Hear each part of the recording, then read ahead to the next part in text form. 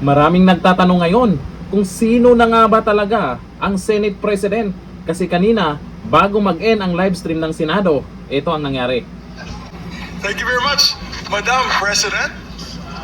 Madam President, nice to see you on the yes, session resumed already, right, Madam President? Yes, session is resumed. Thank you, Madam President. Madam President, I move that we adjourn session until 3 o'clock in the afternoon, Monday, February 9, 2026. I so move, Mr. President. Madam President. Any objections? I don't see the minority here, only the majority. This is also in cooperation with the minority. With the minority, They know that yes. we're going to adjourn. Right? No objections heard. Session is adjourned until Monday, 3 o'clock. February 9, 2026. Thank you very Right. much, Madam President. Sa mga nakapanood, ang sinasabi, siya na yung Senate President. Yun nga lang, iba ang sinasabi ni Senator Soto paglabas dyan. May interview at meron ding post si Kiko Pangilinan. Power sharing daw. Pagkatapos ng live tsaka lumabas yung post na yan. Pero yung picture, di natin alam kung kailan kuha. Hashtag power sharing.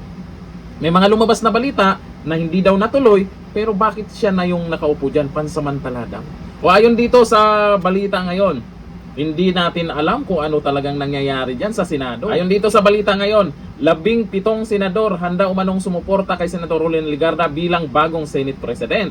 Ayon sa mga source, umano ng Billionaire News Channel, hindi bababa sa 17 senador ang inaasang susuporta kay Loren Legarda sa kanyang posibleng pagtakbo bilang bagong Senate President. Isang hakbang na maaring maging makasaysayan sa 24-member Senate. Dagdag pa rito, absent din umano sa majority meeting ang ilang senador na posibleng bahagi ng bagong alyansa, sila Mark Villar, Camille Villar, Pia Cayetano at Senator Raffy Tulfo. Ang kanyang pagliban ay tinuturing ng ilang political observers bilang sinyalis ng posibleng realignment sa Senado. Kung tuluyang makakuha ng 17 boto si Legarda, sapat ito upang maagaw ang liderato mula kay Soto at magbukas ng bagong yugto sa pamumuno ng Senado.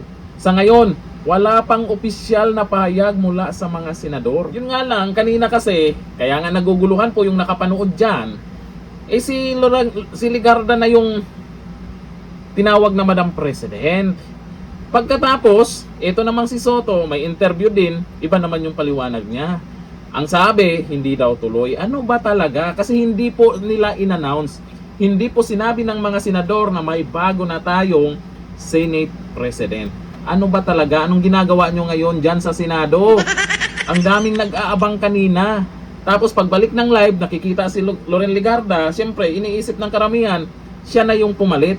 Tapos iba naman yung lumalabas sa balita. Wala din yan. Power sharing nga daw eh. Hanggang dito natin kayo. Bye.